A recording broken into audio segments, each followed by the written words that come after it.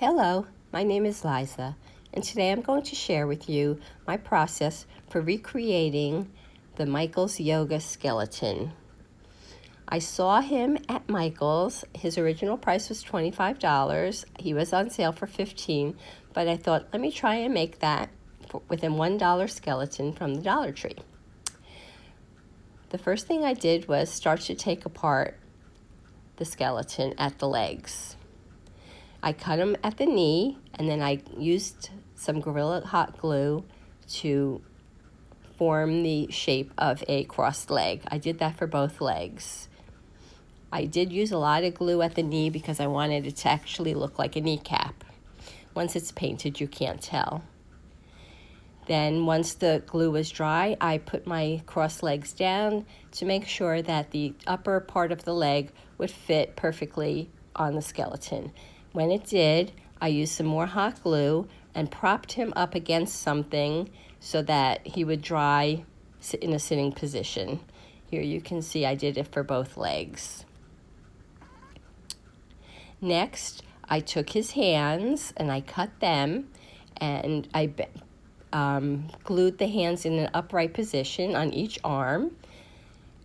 And then once that was dry, I glued the hands together in the praying position.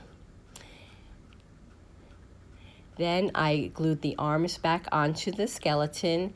He had to be propped up until the glue dried, and actually he was in all sorts of yoga positions just so that I could figure out which would be the best way that he would dry in the sitting position with his arms in the air.